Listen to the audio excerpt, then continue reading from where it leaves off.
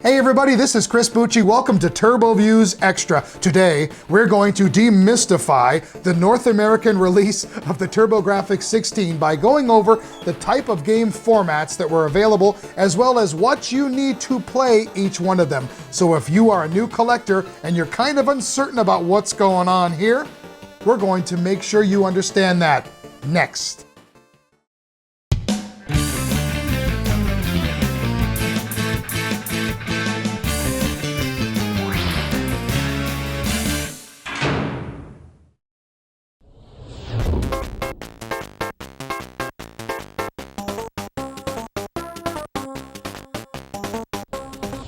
Okay, let's begin with what game formats were released in North America, so then we can talk about what consoles you need in order to play them. Right here, we have the three different variations of games that you'll find on the TurboGrafx-16.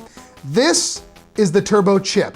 This is probably the major one that most people think of when they think of the TurboGrafx-16. The majority of the 138 some officially released games were released on the Turbo chip format. In Japan, it was called the HuCard. And they are essentially credit card or close to credit card sized games that actually are really cool because of how small they are. That's the sort of major format.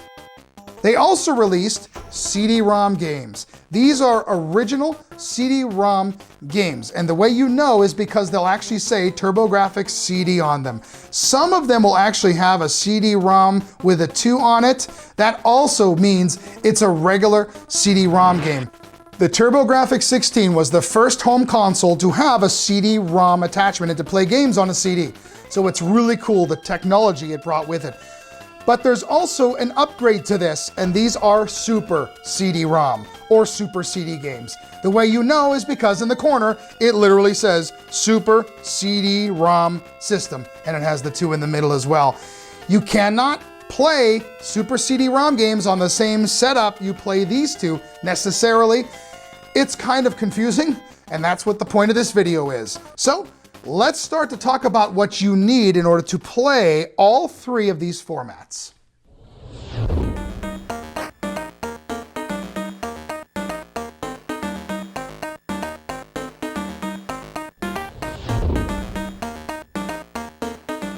When people think of the TurboGrafx, I think the first thing that pops in their head is this right here. This is the base unit of the system. This was the first thing released. This is kind of the beginning of it all. Right here is the original box for the TurboGrafx-16 next generation video game entertainment system. You can see the box is worse for wear, but this was my original box from 1991 when I got my system. The TurboGrafx was released in the United States in the summer of 1989. So I actually got my system a couple of years later, but this is pretty much what you would have seen at that time. This is the system that you would be getting if you picked up the base unit of the TurboGrafx. And if you look right here, there's a slot, and this slot right here is where the turbo chip goes. So if you want to play turbo chip games, this is at least what you need. You actually got the TurboGrafx system itself. You got one controller called the Turbo Pad.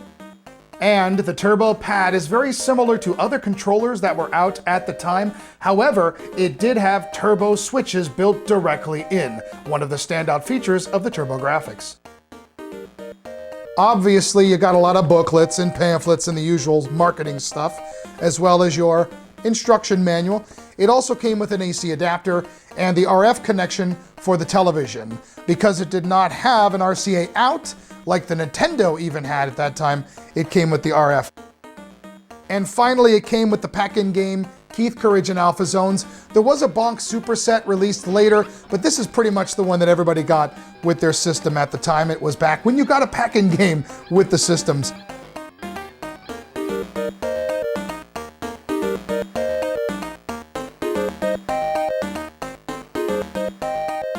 In the front here, you have your controller port for one controller, which we've talked about before. If you want multiple players, you need to add the Turbo Tap accessory as well as extra controllers. Your on-off switch here. On the side, you have your antenna switch for the RF as well as channel 3 and 4. On this side, absolutely nothing. And on this side is a back plate. This plate actually comes off. And back here is a little connector, which we'll talk about later because it has to do with some stuff we're demystifying here. But you also have your AC adapter connection that goes in here, and there's a little cutout here on the plate, so you could put the plate back in. And that's basically the base unit. Real quick, you take your turbo chip, plug it in the front, and power it on, and there you have it. So this is essentially what you need in order to play TurboGrafx games. I have one little addition to this. If you're interested on taking the TurboGrafx-16 on the go, the Turbo Express is a portable version of the TurboGrafx base unit. You can see here, it's essentially a handheld version of it. We can take the same game we put into the TurboGrafx-16, put it into the Turbo Express, and we can play Keith Courage and Alpha Zones on the go. So again, if you're looking to pick up something to just play turbo chips, you could pick up the Turbo Express if you like. Just be careful with those because they tend to have some capacitor issues. Some of them have blown pixels on the screen. You really want to get one that has been gone over. And again, we talked about that more in the previous episode, but that's another example of something that you might want to collect if you want to. But if you're looking for just straight consoles, this at least is something you'll need. You could buy an accessory that came out at the time called the Turbo Booster. Like most of my boxes, this is worse for wear. And we'll talk about this more when we get to an accessories video at some point. But if we just quickly take this out, you'll see it looks a lot like the plate that went on the back of the TurboGrafx. And what you basically do is you remove this plate and you put on the Turbo Booster, boom. And that creates an RCA out right here. And the AC adapter goes there. And this allows you to have RCA connectivity, which was great at the time. The TURBOBOOSTER-PLUS, which is also available at the time, had an internal memory so you could save games directly to it as well. It kind of makes the system look a little bit bulkier, but it is an accessory you can buy. Now, another thing you can do to create the RCA connectivity is to pick up the CD-ROM attachment, and we're going to talk about that next.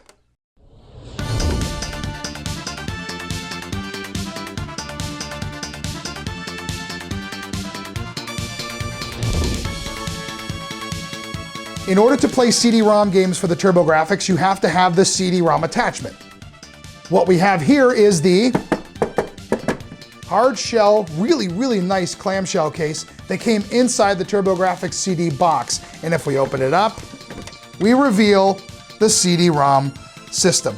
The nice part is this is very spacious. So you could actually hold your TurboGrafx system, a controller, some games. It had a lot of room in it, so it was really nice. You have some booklets and obviously your instruction manual. You have an AC adapter, which is pretty bulky, but the nice part is this actually ran both the CD-ROM system and the TurboGrafx, so it cut down on the amount of cables. And some of them, including mine, came with a CD+G graphics disc sampler.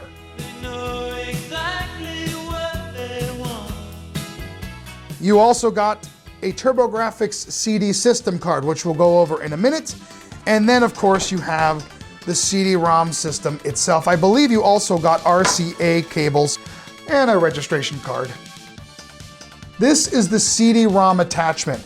It's really nice. It has a couple of interesting connections, and if you look on the back, it has RCA out. So it takes place of the RF connection on your TurboGrafx. It also can take place of your Turbo Booster if you happen to get one of those. And like the Booster Plus, the CD-ROM system also has an internal memory for saving games. And then your AC adapter is also back here. If you go to the side, there really isn't anything else to it except for right here. There's a lock and an unlock button. If you turn this part actually is removable. So it actually can play regular audio CDs, which at the time was pretty cool. You open up this flap, you put in a music CD, and you're all set. There's only one problem. It doesn't take any batteries. So you can't really take it anywhere with you. You can use the AC adapter, plug it in, and listen to it if you don't want to bulk around the whole TurboGrafx. But unfortunately, it's not as portable as I think they may want it to be. If we just look at the front here, you got, play and pause, stop, you got your track skip, you repeat, and everything shows up here in the little window, and you have a headphone jack here in case you actually want to listen to the headphones. I got the TurboGrafx CD-ROM add-on about 4 months after I got my TurboGrafx-16 base unit. Funny enough, I remember picking it up, getting home, and it was broken right out of the box. They had to order me another one. I believe it was Toys R Us, and I had to wait for it to come in. Talk about torture. Here's the base unit, here's the CD-ROM system, and it is now connected. And underneath, you can actually lock it. Now, it's completely connected, and nothing will move. So this is the CD-ROM system attached to the TurboGrafx, and I've always liked this. I thought this always looked really neat. It gave it a real bulky, cool feel, as if you had something kind of substantial here. There's one other thing you have to have on this thing, and that's the TurboGrafx CD system card.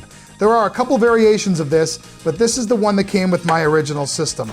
It has to be in this slot right here in order to access the CD-ROM. If it's not, you will not be able to play any of the CD games. It's very important, and this comes with the CD-ROM system.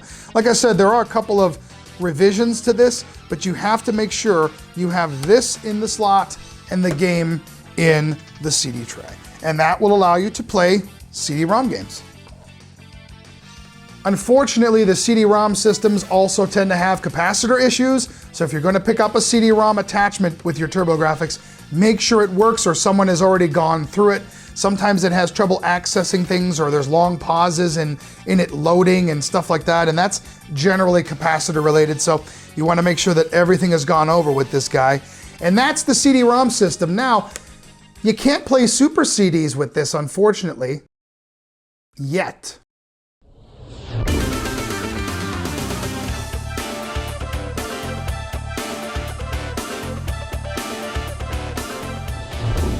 There is a super system card. This is considered system card version 3.0. If you look at the back of the case here, using the super system card allows you to enjoy super CD software. You need to have this with your original setup in order to play super CD games, or else it just won't work. If you look here, this is the way that it came. If we open it up, you can see that aside from the manual, which there's a very flimsy sort of thin manual that came with it, you have the system card itself. It's a little bit thicker than the regular one.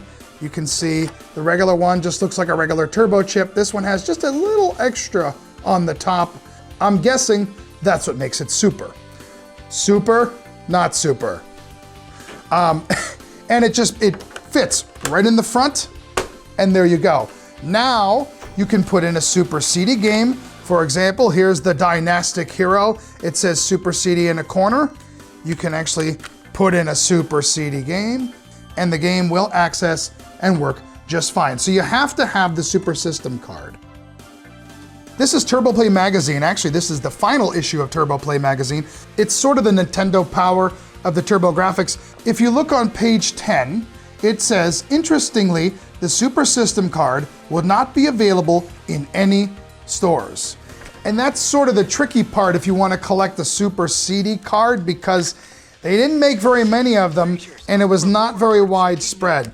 You could actually buy it in two different ways. For 65 bucks, you got just the Super System card. For 95 bucks, you got the Super System card, a coupon book for a bunch of goodies, basically $5 off a bunch of games if you sent in the UPCs, and you got the Gate of Thunder 3-in-1 disc, which is actually a 4-in-1 disc. It has Gate of Thunder, which is a Super CD shooter and is fantastic. It has Bonk's Adventure, Bonk's Revenge, as well as a hidden Bomberman.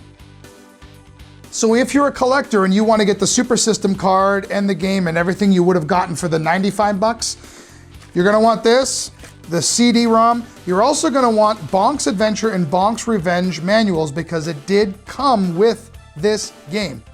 If you look on the back, it says Turbo Technologies on the back of these manuals.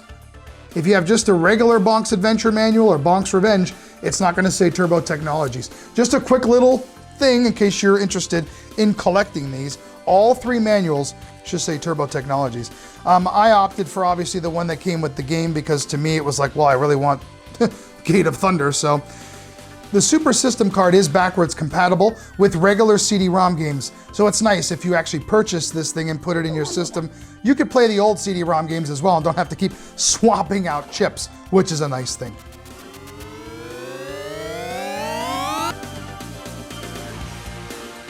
One other thing about it, if you're a collector, the PC Engine Super System card looks very similar. Not only does the system card itself look similar, but the packaging. The only way you can make sure that you're getting a US North American release, make sure it says TurboGrafx-16 right here on the side. Otherwise, you might have to get a converter in order to use the PC Engine version.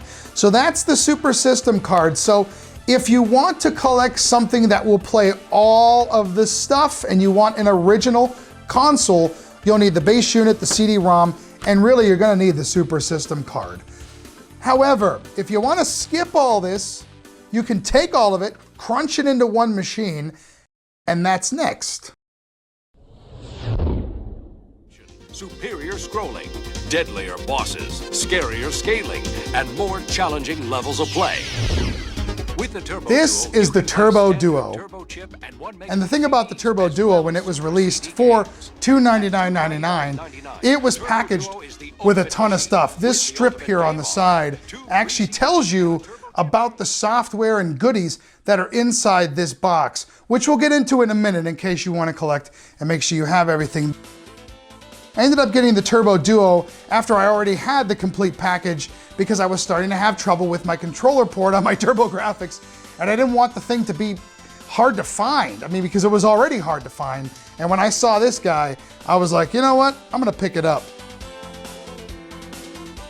And this is the TurboDuo system. You can see it's much smaller than the CD and TurboGrafx combined. It's very thin. It's a really nice looking console. On the back, you got your AC out. On the side here, you've got your connection for the composite cable, as well as your headphone jack and volume.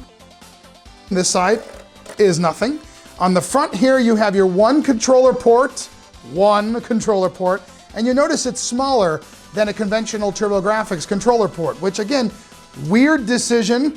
The controller plugs in here, and here is your TurboDuo Duo pad, and then here's your power on and off. Like the TurboGrafx with its only one controller port, the Duo had a Duo tap accessory you could buy for multiple players. It was white instead of black. And the Duo pad itself was nearly identical to the Turbo pad, except for the connection. There is a connection cable you can buy to use TurboGrafx connectors with the TurboDuo. I had one of those because I would just connect the tap here and then have all the TurboGrafx controllers. And obviously the TurboGrafx Turbo Chip games go in here. What is that? Sonic Spike, let's get that out of there. But they go in here, and then here is where your CD-ROM and Super CD-ROM games go. You close it and you lock it. Yes, this already has Super CD capabilities inside, so you do not need anything here when you're playing a game. It automatically accesses both CD-ROM and Super CD-ROM games, and then Turbo Chip games are here. So that's the nice part about the TurboDuo, is it sort of condensed everything we just talked about into one unit. And it's a beautiful unit. Again, much like the CD-ROM, much like the Turbo Express, the capacitors, especially on this system, always go bad, always. And so I would suggest you get one that has already been gone over, because once the caps are replaced, if they do a good job, it's gonna last a long time. Now, if you want to collect a TurboDuo and you want everything that came with it, well, let's go over that in case you want to be completist. Obviously, you get the manual with the box. You also get a registration card. You might even get a pamphlet or two otherwise. I don't have it, so that's just a guess. You get the TurboDuo coupons. This also came with the Super System card. It's the same set of coupons. You get an issue of Turbo Force magazine, and this came for free with the system. This is the first issue, so this is the one that you would have gotten with it. You also get, obviously, the console itself, composite cables, an AC adapter, and you get one Duo pad. Now, as far as the games, they tossed a lot of stuff in here. First of all, you get Eastbook 1 and 2. Now, this particular version is not the same as the regular Eastbook 1 and 2 because if you look inside, the CD actually says TurboDuo on it. It also came in a plain white case with no label. This I printed out myself. And the manual also says Turbo Technologies, Inc. So that's the complete Eastbook 1 and 2 Duo edition. The contents of the disc, by the way, are identical to the original release of the game. You also got the Gate of Thunder 3-in-1, which we talked about before, and it had the same stuff in it. Now you also got a turbo chip game of some kind. I actually got Ninja Spirit. It came with the game in its little sleeve. I didn't get a manual with mine. I've heard from other people that they didn't get them either, but I only know a couple people that have it right out of the box. Some people have reported getting Dungeon Explorer. Other people have reported another one, I can't remember. So they threw in a lot of stuff for the money. And that is basically the TurboDuo.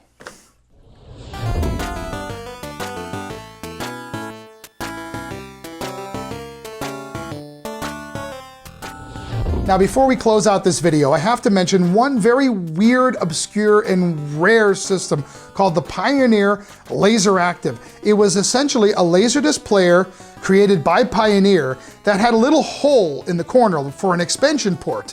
And you could get a Sega Genesis pack, a karaoke pack, as well as a TurboGrafx-16 pack. And if you actually put that in there, you could play TurboGrafx games, including chips, CD-ROM, Super CD-ROM, but it was a very strange machine. I've only seen it in person once. A lot of people don't consider it part of a complete collection, but the people who like to collect rare stuff do because it was released here.